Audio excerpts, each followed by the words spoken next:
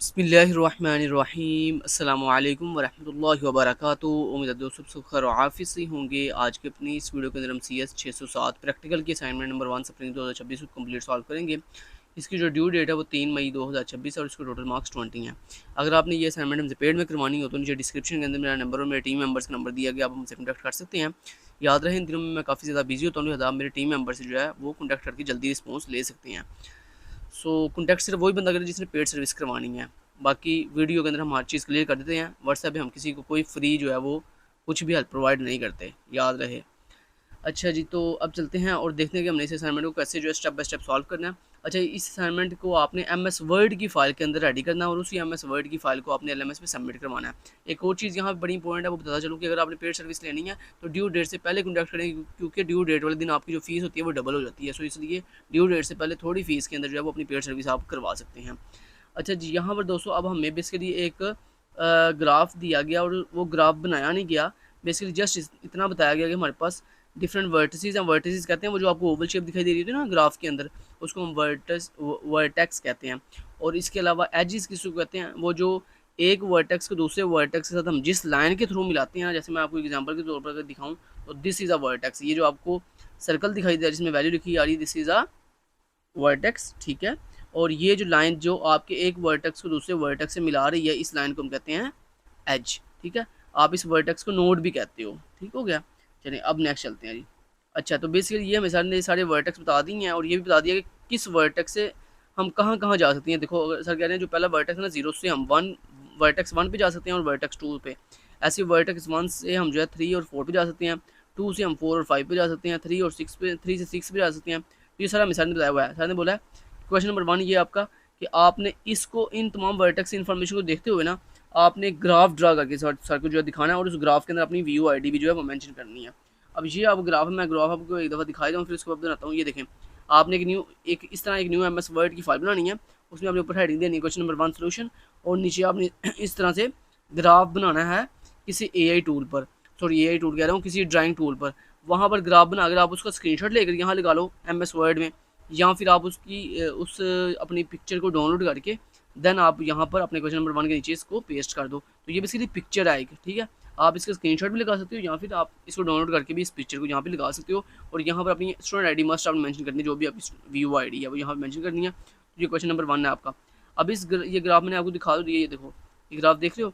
अब ये ग्राफ बनाना कैसे है वो बता देता हूँ। सिंपली इस टूल का लिंक मैं नीचे इसी वीडियो के डिस्क्रिप्शन में आपको दे दूँगा। इस बेसिकली टूल का लिंक है draw.io।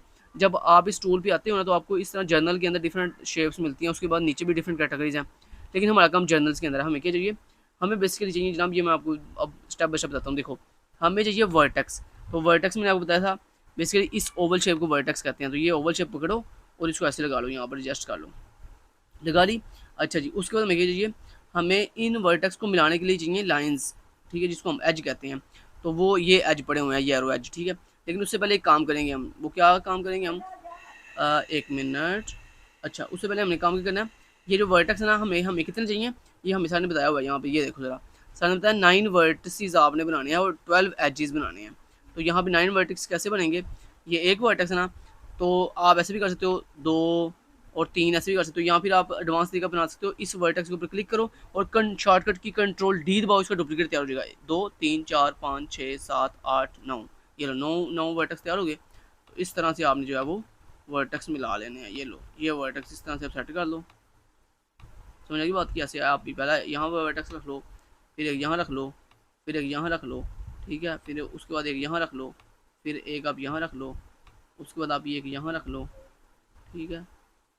एक मिनट, एक यहाँ रख लो, इसको यहाँ रख लो, ठीक है, ऐसे इसको, ओहो कंट्रोल Z। अच्छा जी, इसको यहाँ रख लो और इसको ओके, इसको आप यहाँ रख लो, ठीक है। उसके बाद इसको आप यहाँ रख लो और उसके बाद इसको आप यहाँ रख लो, ठीक है, और इसको आप यहाँ पे रख लो।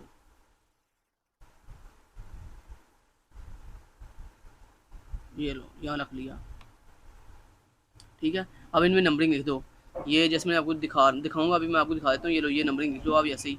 ये देखो पहले 0, फिर 1 और 2, फिर 3 4 5, फिर 6 और 7, फिर 8। इस तरह की आपने बेसिकली इनमें नंबरिंग कैसे लिखनी है ये देखो आप इस पर ऐसे डबल क्लिक करोगे ना तो यहाँ पे आप लिख सकते हो 0, यहाँ पे आप लिख सकते हो 1, यहाँ पे ऐसे आप लिख सकते हो 2, ऐसे बना लिया। जब ये बन जाएगा अब आपको चाहिए एरोज़, तो एरोज़ ये मैंने आपको बताया था ये एरो है। अब ये एरो कैसे लगाने हैं, ये यहाँ लिखा हुआ है, ये देखो, बल्कि मैं आपको शेप में भी दिखा देता हूँ। ये लो, 0 से 1 की तरफ एक एरो है और एक 0 से 2 की तरफ एरो है। तो आप वापस आओगे, ये एरो पकड़ोगे, एरो का रुख जो है इस तरफ कर दोगे 1 की तरफ, और इसका दूसरा हिस्सा इसको मिला दोगे ऐसे, और उसी तरह आप ऐसे पकड़ोगे इसको, इसका एक हिस्सा इसके साथ मिला दोगे, और दूसरा एरो जो है वो आप यहाँ पर एडजस्ट कर लोगे। समझ आई बात की? तो ऐसे आपने ये सारे एरो मिला लेने हैं, ठीक है। और उसके बाद आईडी कैसे लिखनी है, उसके लिए ये देखो यहाँ पे आपको मिलता है टेक्स्ट, आप टेक्स्ट पे क्लिक करो, ये देखो टेक्स्ट आ गया, इसको पकड़ो ऐसे ड्रैग करके यहाँ ले आओ, ठीक है। यहाँ पे आप लिख लो, मान लो VU ID है, जो भी स्टूडेंट ID VU ID जो भी लिखना लिख लो, और उसको आप लिख लो BC जो भी आपकी ID है, BC 1 2 3 4 5 6 7 8 9। जब ये पूरी डायग्राम बन जाए, इसका स्क्रीनशॉट ले सकते हो आप यहाँ से ऐसे। यहाँ फिर दूसरा तरीका ये है कि आप इसको अगर डाउनलोड करना है तो फाइल पे क्लिक करो, फाइल पे क्लिक करके एक्सपोर्ट एज पे जाओ, PNG पे क्लिक करो, उसके बाद एक्सपोर्ट पे क्लिक करो, और यहाँ पर इसका कोई भी नाम देगा, सेव के ऊपर क्लिक कर दो, तो आपकी ये डायग्राम जो है ये डाउनलोड हो जाएगी और आपके कंप्यूटर के अंदर डाउनलोड फोल्डर में चली जाएगी। ठीक हो गया।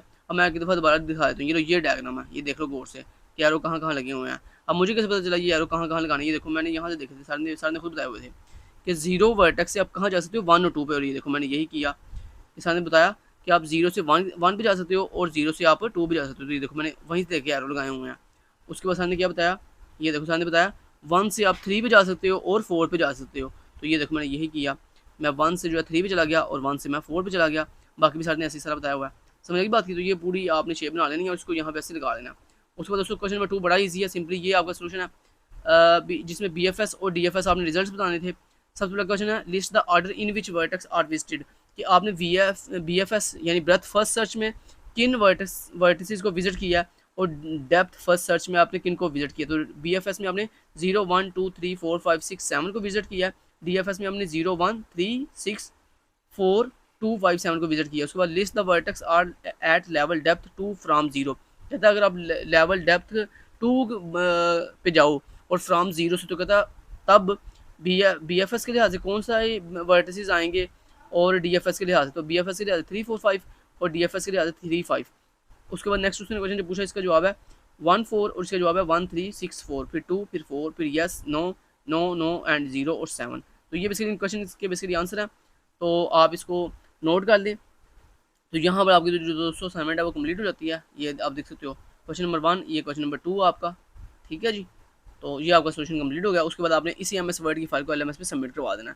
Thank you so much, till then guys, take care, अल्लाह हाफिज़।